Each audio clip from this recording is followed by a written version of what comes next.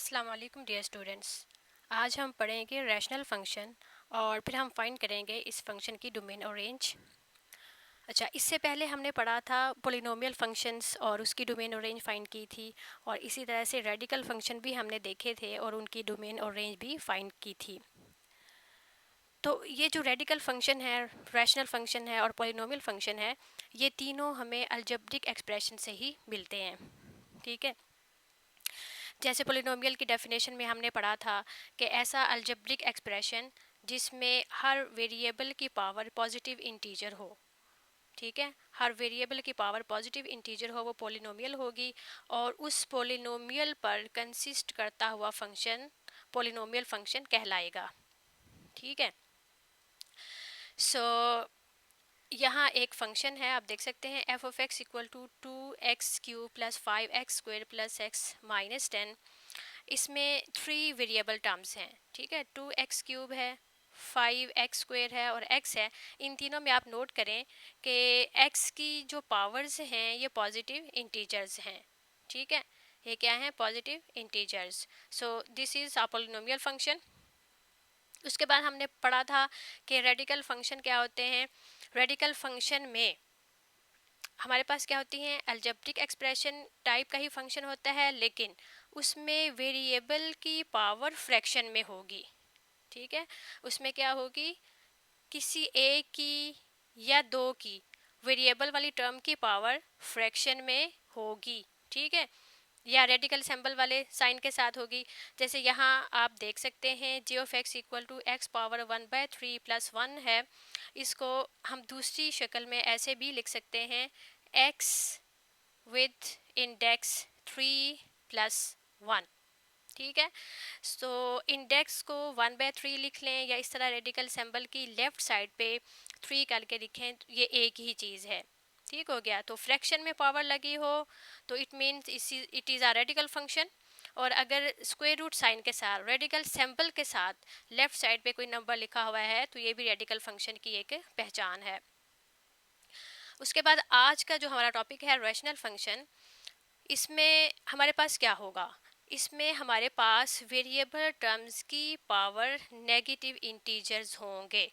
ठीक है, यानी कि ऐसा अलजेब्रिक फंक्शन जिसमें वेरिएबल टर्म्स की पावर नेगेटिव इंटीजर्स होंगे, वो क्या कहलाएंगे? वो कहलाएंगे रैशनल फंक्शन। फॉर एग्जांपल, यहाँ हम एक एग्जांपल लेते हैं, R of x equal to x power -3 plus X plus 1। इसमें x की पावर नेगेटिव इंटीजर है। ठीक है, x की पावर -3 है, चाहे x की पावर 1 जो है वो एक पॉजिटिव इंटीजर है, लेकिन एक टर्म में नेगेटिव पावर होने से ये हमारा फंक्शन क्या बन गया? रैशनल फंक्शन बन गया। ठीक है, क्या बन गया? ये हमारा फंक्शन रैशनल फंक्शन बन गया। अभी हम देखते हैं कि इसकी प्रॉपर जो शक्ल है वो क्या बनती है। x power -3 mean 1/x³। ठीक है, हम पावर को नीचे ले जाए, नीचे जाके प्लस की हो जाएगी। जैसे आप नीचे पावर नेगेटिव हो, आप ऊपर ले आते हैं, ऊपर आके प्लस की हो जाती है। So plus x plus 1। ठीक है, अब इन तीनों टर्म्स का एलसीएम हमारे पास क्या बनेगा? एलसीएम हमारे पास बनेगा x³, और यहाँ हमारे पास 1 प्लस ये बन जाएगा x पावर 4 प्लस, और यहाँ टर्म आ जाएगी x³। ठीक है, अब आप देख सकती हैं कि ये एक फ्रैक्शन फॉर्म में आ गया। ठीक है, बटे की फॉर्म में आ गया। एक पोलिनोमियल ऊपर बन गई है और एक पोलिनोमियल नीचे आ गई है। ठीक है, क्या है? एक पोलिनोमियल ऊपर है और एक पोलिनोमियल नीचे है। So we can say that it is a ratio of 2 polynomials. ठीक है, रैशनल फंक्शन क्या है? Rational function is the ratio of 2 polynomials of any degree. ठीक है, अब आप देखें ऊपर वाली जो पोलिनोमियल है, जो ऊपर हमारे पास पोलिनोमियल है, उसकी डिग्री कितनी है? उसकी डिग्री कितनी है? 4। ठीक है, यहाँ से आप देख सकते हैं इसकी डिग्री कितनी है? 4 है। ठीक है, ऊपर वाली पोलिनोमियल 4 डिग्री की है, और जो नीचे पोलिनोमियल है, चाहे उसमें एक ही टर्म है लेकिन उसकी पावर कितनी है? 3 है, तो ये 3 डिग्री की पोलिनोमियल है। और 3 डिग्री की पोलिनोमियल को हम क्या कहते हैं? क्यूबिक पोलिनोमियल भी कहते हैं। ठीक है। अब हम देखते हैं कि इसकी प्रॉपर डेफिनेशन क्या है मैथमेटिकली। हम इसको डिफाइन करेंगे, a function which is a ratio of polynomials. ठीक है, a function which is the ratio of polynomials, that is F of x equal to p of x divided by q of x provided that q of x is not equal to 0। ठीक है, ये वाली condition इसके लिए compulsory है।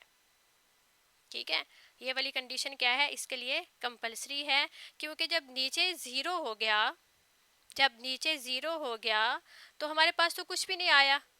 आप लोगों ने पढ़ा हुआ है x डिवाइडेड बाय ज़ीरो। ठीक है, something divided by zero gives nothing. ठीक है, इन्फिनिटी हमारे पास आता है, तो हमारे पास तो कुछ है ही नहीं कैलकुलेशन के लिए। So this condition for rational function is very compulsory. ठीक हो गया। तो इस रेशो से ही इसको हम कहते हैं रैशनल फंक्शन। ठीक है, ये देखें यहाँ तक हमारे पास ये रेशो रैशनल फंक्शन। ठीक हो गया। ओके, अब ये जो हमारे पास f of x equal to p of x divided by q of x। ठीक है, p of x any polynomial of any degree, q of x and other polynomial of any degree. ठीक है, अब इसमें जो ऊपर वाली पोलिनोमियल है इसको हम कहते हैं न्यूमरेटर,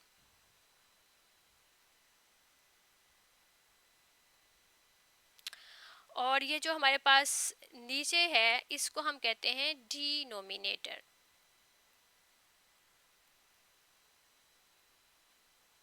ठीक है, नीचे वाली पोलिनोमियल को क्या कहेंगे हम, डिनोमिनेटर। तो रैशनल फंक्शन की जो डोमेन है ये हमें यहाँ से ही डिसाइड होगी, डिनोमिनेटर से ही डिसाइड होगी। ठीक है, ये इस पे रिस्ट्रिक्शन लगाएगा कि ये ज़ीरो ना हो, ये क्या हो, ये ज़ीरो ना हो। अब हम इसकी कुछ एग्जांपल्स देख लेते हैं कि रैशनल फंक्शन किस तरह से लिखा जाता है। अब यहाँ मैंने 4 टाइप के फंक्शंस लिखे हैं, मतलब 4 रैशनल फंक्शंस लिखे हैं। इसमें जो फर्स्ट वाला फंक्शन है ये हमारे पास है a x plus B divided by C x plus D.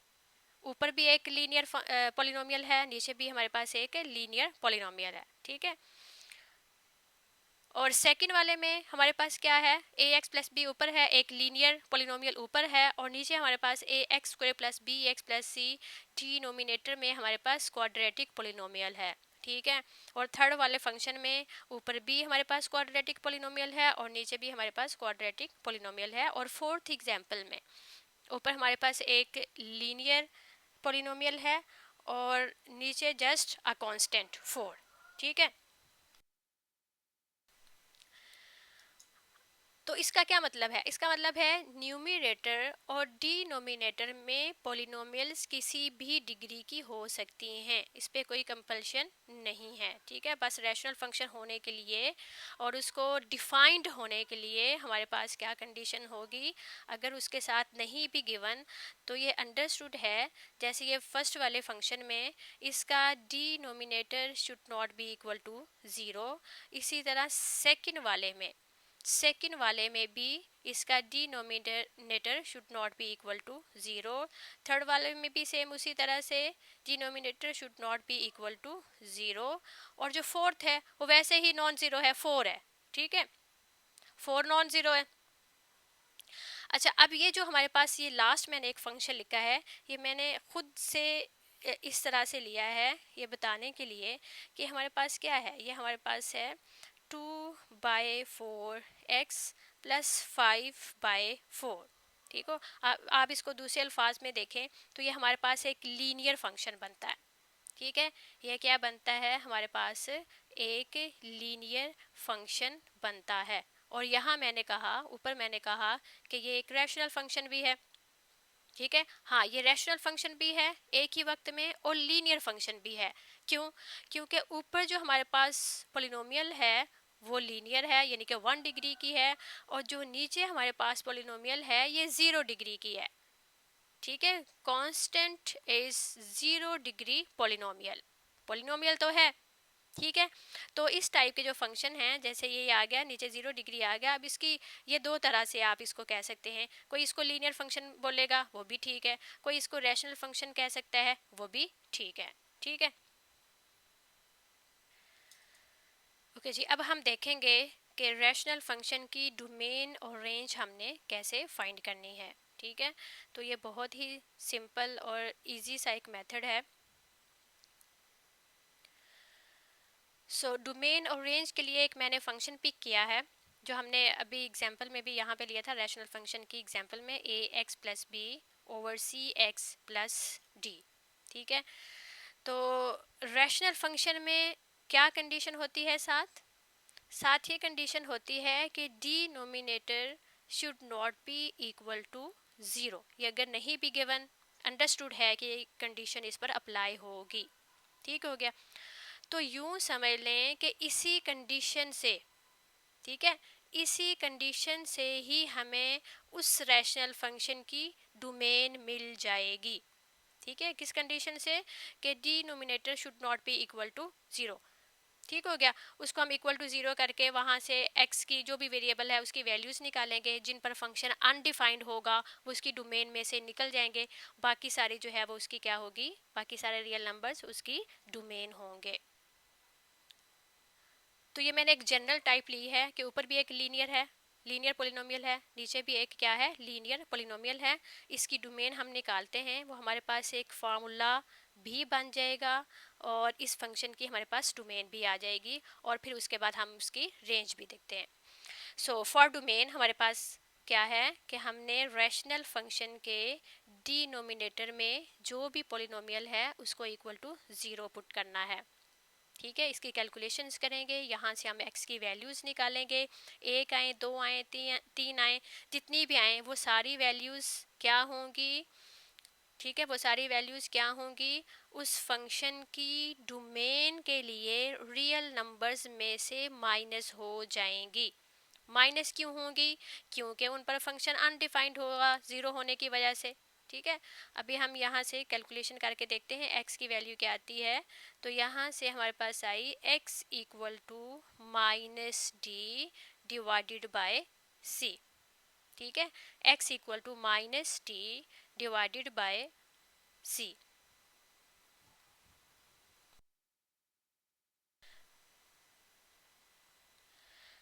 तो x की ये वो वैल्यू है जिस पर डिनोमिनेटर ज़ीरो हो रहा है।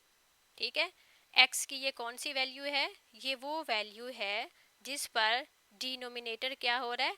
ज़ीरो हो रहा है। ठीक है, सो x की इस वैल्यू के लिए हमारा जो रैशनल फंक्शन है वो क्या हो जाएगा? अनडिफाइंड हो जाएगा। ठीक है, so it is a restriction on domain.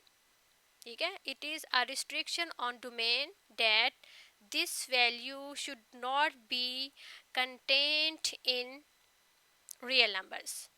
ठीक है, रियल नंबर्स फॉर डोमेन। जैसे यहाँ पे आप देखें कि जब हमने डोमेन के लिए इसके नंबर्स लिखने हैं, इसकी रेंज लिखनी, डोमेन लिखनी है, तो ये हमारे पास क्या होगी? Domain will be all real number.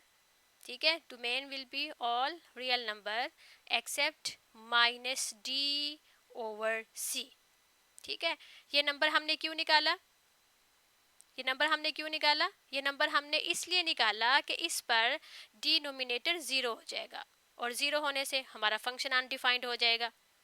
ठीक है, तो रैशनल फंक्शंस की डोमेन के लिए हमारा डिनोमिनेटर ज़ीरो नहीं होना चाहिए। हम जस्ट क्या करेंगे, उस डिनोमिनेटर को ज़ीरो करके वैल्यू निकालने के लिए हम इसको ज़ीरो रख के वैल्यूज़ निकाल लेंगे, और फिर डोमेन के लिए हम रियल नंबर में से वो वाली वैल्यूज़ माइनस कर देंगे, तो जो बाकी रियल नंबर बचेंगे वो हमारी क्या होगी? डोमेन होगी। ठीक हो गया, अब हम निकालेंगे इसकी रेंज। ठीक है, अब हम क्या निकाल रहे हैं? इसकी रेंज। रेंज लेने के लिए हमने क्या करना होगा? इस फंक्शन को इन term of y variable define करना होगा। वो किस तरह से? क्योंकि हमें पता है y equal to f of x होता है, and f of x equal to ax plus B divided by C x plus D.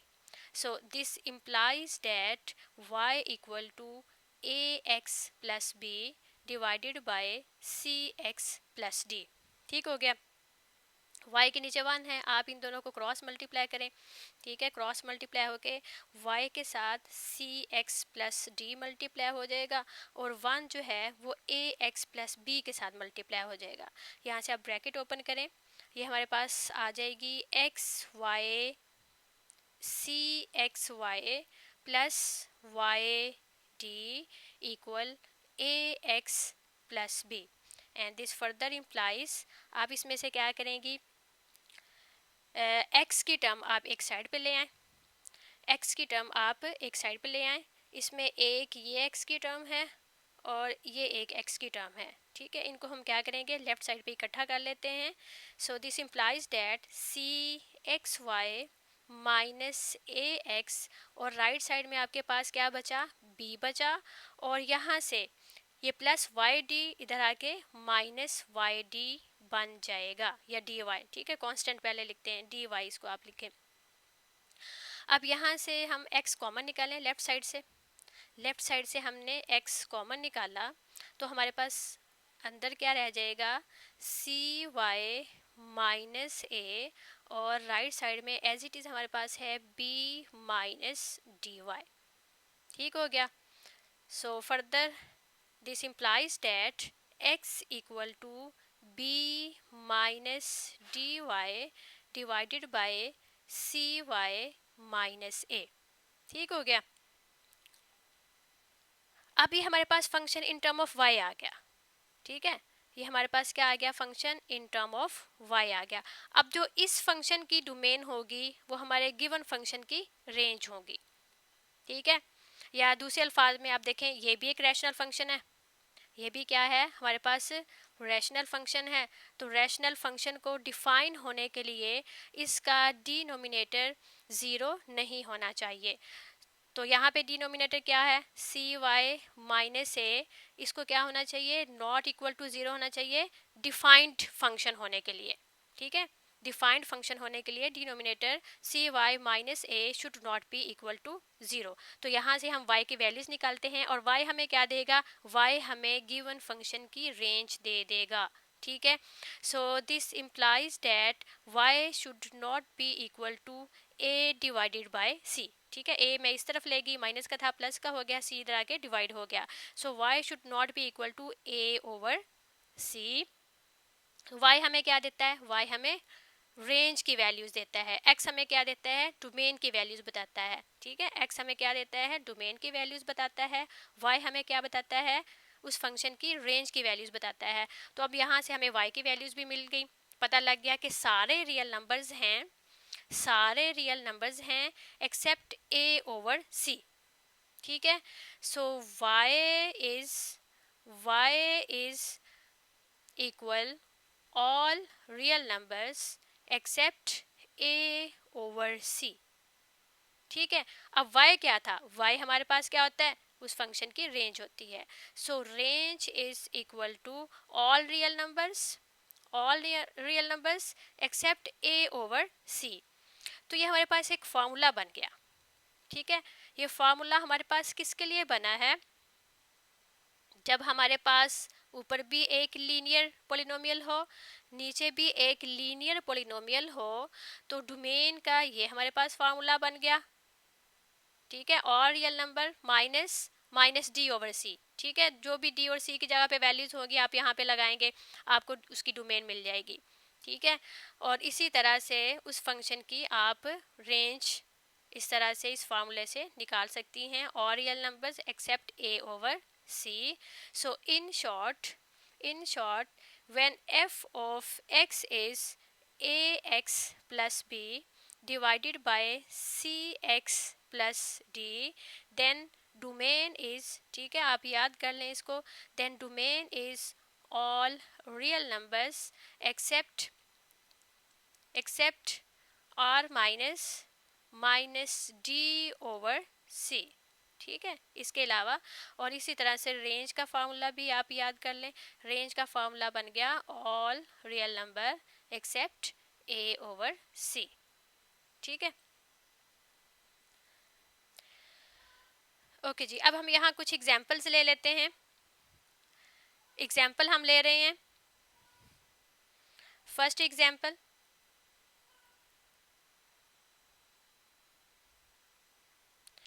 f of x equal x minus 1 divided by x minus 4। ठीक है, इसमें कोई condition नहीं दी गई कि इसकी डोमेन सॉरी एक्स पर क्या कंडीशन है, वो गिवन नहीं है। तो मैंने पहले बताया कि रैशनल फंक्शन पे कंडीशन ना भी गिवन हो, ये एक कंडीशन ज़रूर होती है कि इसका डिनोमिनेटर ज़ीरो नहीं होना चाहिए। तो यहाँ से ये कंडीशन इस पे अंडरस्टूड है, X should not be equal to 4। ठीक हो गया।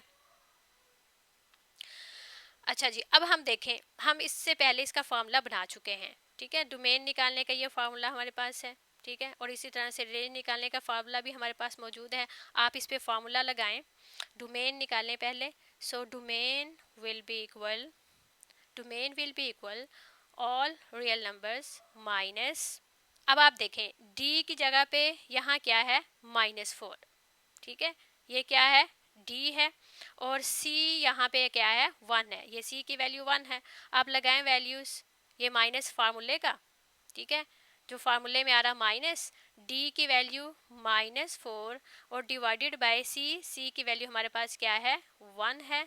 सो दिस इम्प्लाइज आर माइनस, ये माइनस इस माइनस से प्लस हो जाएगा। ठीक है, ये जो ब्रैकेट के अंदर माइनस है, माइनस से मल्टीप्लाई होकर क्या हो जाएगा, प्लस।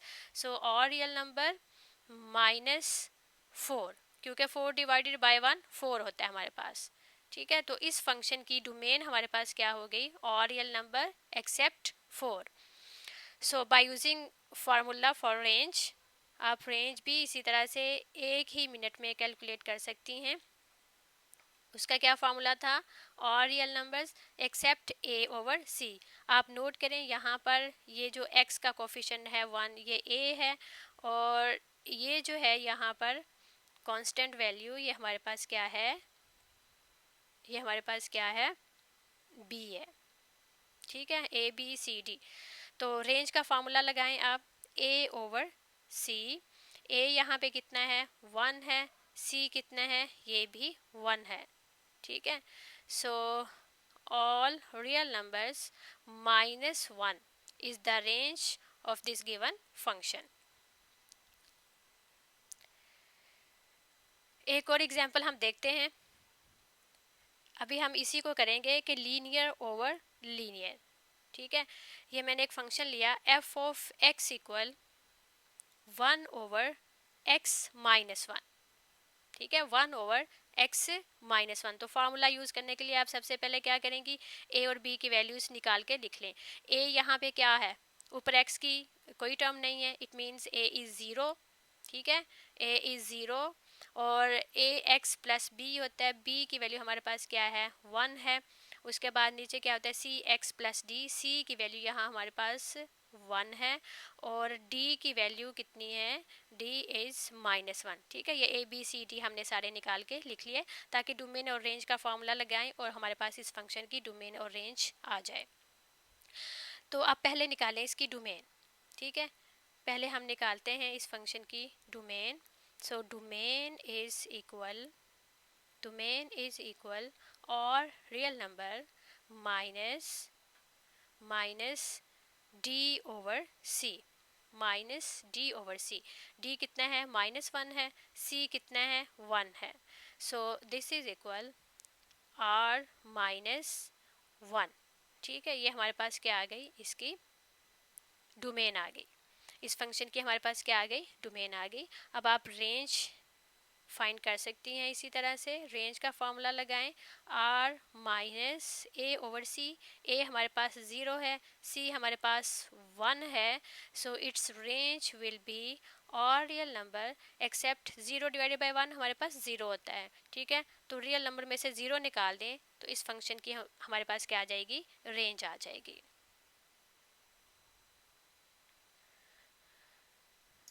अब हम एक एग्जांपल लेते हैं जिसमें क्वाड्रेटिक पोलिनोमियल इन्वॉल्व हो।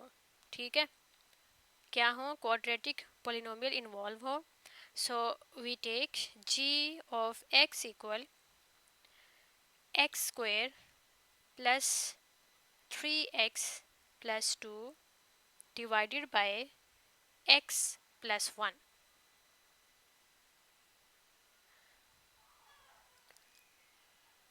अच्छा जी, ये क्वेश्चन है क्वेश्चन नंबर 4 का 7th पार्ट। ठीक है, आपकी सेकेंड ईयर मैथ्स की जो चैप्टर 1 है उसकी एक्सरसाइज 1.1 का क्वेश्चन नंबर 4 और उसका 7th पार्ट है। इसको हम सॉल्व कर रहे हैं। ये हमारे पास क्या है, ऊपर x square plus 3x plus 2 divided by x plus 1। अब इसमें ये इशू है कि किसी बुक में यहाँ पे प्लस का साइन है और किसी बुक में यहाँ पर माइनस का साइन है। ठीक है, मैं पहले इसको प्लस के साथ कर रही हूँ, माइनस के साथ भी कर लेंगे और फिर देखते हैं दोनों में क्या डिफरेंस होता है। मतलब तो आपको कैलकुलेशन आनी चाहिए, चाहे प्लस हो चाहे माइनस हो। ठीक है, तो सबसे पहले हम क्या निकालेंगे कि इस फंक्शन की डोमेन के लिए वही रिस्ट्रिक्शन है कि इस फंक्शन का डिनोमिनेटर 0 नहीं होना चाहिए। ठीक है, डिनोमिनेटर क्या होना चाहिए, 0 नहीं होना चाहिए। तो यहाँ से हम क्या करेंगे, हम निकाल लेंगे 0 रख के x की वैल्यूज़ के किन वैल्यूज़ पर डिनोमिनेटर 0 हो रहा है वो हम उस रियल नंबर में से माइनस कर देंगे। बाकी रियल नंबर सारी उस फंक्शन की क्या होगी, डोमेन होगी। तो यहाँ डोमेन के लिए हमारे पास क्या है, हमारे पास डिनोमिनेटर में x प्लस 1 है। इसको क्या होना चाहिए, should not be equal to 0 होना चाहिए। ठीक है, तो हम वैल्यूज़ लेने के लिए क्या करेंगे, इसको 0 के बराबर रखेंगे और यहाँ से x की वैल्यू हमारे पास क्या आ गई, -1। और x हमें क्या देता है, x हमें फंक्शन की डोमेन देता है। So domain is equal to, यहाँ से हमें पता चल गया domain is equal to all real numbers except -1। क्योंकि जैसे ही हम यहाँ पे -1 लगाएंगे, -1 प्लस 1 0 हो जाएगा। ठीक है, तो फंक्शन अनडिफाइंड हो जाएगा। फंक्शन क्या हो जाएगा, अनडिफाइंड हो जाएगा। तो हमने अनडिफाइंड फंक्शन को नहीं होने देना। ठीक है, तो इसी कंडीशन से हमारे पास आ जाती है डोमेन। अब हमने निकालनी है रेंज। तो रेंज के लिए हमने क्या करना होगा, सबसे पहले जहाँ भी क्वाड्रेटिक है, ऊपर है या नीचे है, उसके हमने फैक्टर्स बनाने हैं। ठीक है, रेंज के लिए हमने क्या करना है, क्वाड्रेटिक पोलिनोमियल के हमने फैक्टराइजेशन करनी है। तो जैसे यहाँ पे x square plus 3x plus 2 है, इसकी फैक्टराइजेशन हमारे पास क्या आ जाएगी। न्यूमिनेटर में जो हमारे पास क्वाड्रेटिक पोलिनोमियल है, यहाँ देखें आप, मैंने रफ काम में उसके फैक्टर्स बना लिए हैं, फैक्टराइजेशन कर ली है हमने। हमारे पास दो फैक्टर्स आए हैं, x plus 1 into x plus 2 और डिवाइडेड बाय हमारे पास क्या है, x प्लस 1 ऑलरेडी था। ठीक हो गया। अब फैक्टराइजेशन करने से हमें ये फ़ायदा होता है, जैसे अब यहाँ देख सकती हैं x प्लस 1, ये फैक्टर नीचे वाले फैक्टर से कैंसिल आउट हो जाएगा। ठीक है, तो फैक्टराइजेशन हमने कब करनी है, रेंज लेने के लिए, डोमेन के लिए नहीं करनी। रेंज फाइंड करने के लिए हमने क्वाड्रेटिक वाली पोलिनोमियल के हमने क्या बनाने हैं, फैक्टर्स बनाने हैं। फिर उनमें से जो कैंसिल होता है कैंसिल हो जाए, बाकी जो बचेगा वहाँ से हम रेंज निकाल लेंगे। जैसे यहाँ अब हमारे पास बचा y इक्वल एक्स प्लस 2। ठीक है, y इक्वल एक्स प्लस 2। अब y इक्वल एक्स प्लस 2 क्या है, हमारे पास एक पोलिनोमियल फंक्शन बन गया। ये हमारे पास क्या बन गया, एक पोलिनोमियल फंक्शन बन गया। पोलिनोमियल फंक्शन की डोमेन और रेंज हमने पहले फाइंड करना सीखी हुई है। ठीक है, तो क्या होगा इसका, ये हमारे पास पोलिनोमियल फंक्शन है, लीनियर पोलिनोमियल फंक्शन है। इसकी डोमेन हमारे पास और रियल नंबर्स है, इसकी डोमेन क्या है, और रियल नंबर्स है, और इसकी रेंज भी क्या आएगी, और रियल नंबर्स आएगी। अब यहाँ से हमें ये बता रहा है, x प्लस 2 हमें ये बता रहा है कि y आपके पास सारे रियल नंबर्स हैं। ठीक है, y हमारे पास क्या बता रहा है, यहाँ पर x प्लस 2 हमें बता रहा है y equal to all real numbers. लेकिन यहाँ जो हमारे पास एक कंडीशन है कि फंक्शन को ये डिफाइंड होने के लिए डिनोमिनेटर 0 नहीं होना चाहिए। ठीक है, अब ये इस पे इन्वॉल्व हो जाएगी, उसको हम कैलकुलेट करके देखते हैं कि उसका क्या बनेगा। वहाँ से हमारे पास x की वैल्यू क्या आई है, -1। ठीक है, अब और रियल नंबर का मतलब है इसमें x इक्वल टू -1 भी आएगा। ठीक है, लेकिन -1 पर तो फंक्शन डिफाइंड ही नहीं है। -1 पर क्या है, फंक्शन डिफाइंड ही नहीं है, क्योंकि वो हमने डोमेन में से माइनस कर दिया हुआ है। तो रेंज में कैसे आ सकता है। ठीक है, रेंज में इसके अगेंस्ट क्या नंबर आएगा। ठीक है, तो जाहिर है अंडरस्टूड है जब डोमेन में हम -1 ही नहीं डालेंगे तो इसके अगेंस्ट रेंज में भी कोई नंबर नहीं आएगा। ठीक है, अब वो कहाँ से पता चलेगा, वो हम इस y में ही पुट करके निकालेंगे। सो y इक्वल x की यहाँ पे आप -1 पुट करें, -1 + 2 कैलकुलेशन करें, y की वैल्यू आपके पास आ जाती है 1। तो इसका मतलब है जब भी आप x को -1 पुट करेंगे y के अगेंस्ट 1 डोमेन रेंज में नहीं आएगा। ठीक है, क्या वजह है कि x इक्वल टू -1 डोमेन में नहीं है। जब डोमेन में नहीं है, आपने फंक्शन में वो लगाया ही नहीं है, तो उसके अगेंस्ट ये जो 1 आ रहा है ये कभी भी नहीं आएगा। ठीक है, ये तो हमने कैलकुलेशन करके चेक किया है कि -1 के अगेंस्ट कौन सा नंबर आता है, वो हम उसकी रेंज में से माइनस कर दें। सो इसकी रेंज क्या बनेगी, ऑल रियल नंबर्स एक्सेप्ट 1। ठीक है, all real numbers except 1। So range is all real numbers except 1। ठीक हो गया। अच्छा, इसी क्वेश्चन को आप माइनस साइन के साथ जब सॉल्व करेंगी, ठीक है, माइनस साइन के साथ जब आप सॉल्व करेंगी, यहाँ आपके पास क्या आ जाएगा, माइनस आ जाएगा। फैक्टराइजेशन करने पर आपको यहाँ पर ये दो फैक्टर्स x -1 ही मिलेगा और ये x -2 मिलेगा। ठीक है, जब यहाँ पे माइनस साइन होगा फंक्शन में, क्वेश्चन में, तो फैक्टराइजेशन में x -1 और x -2 आएगा। ठीक हो गया। तब रेंज क्या होगी, तब हम रेंज देखते हैं। इसको मैं यहाँ लाइन लगा के करती हूँ साइड पे, ताकि आपको याद रहे कि ये किसके लिए है। जब हमारे पास फंक्शन में ऊपर जो क्वाड्रेटिक था पॉलिनोमियल, उसमें 3 के साथ माइनस का साइन हो, तब हमारी रेंज क्या होगी। डोमेन तो यही रहेगी जो हमने कैलकुलेट की है।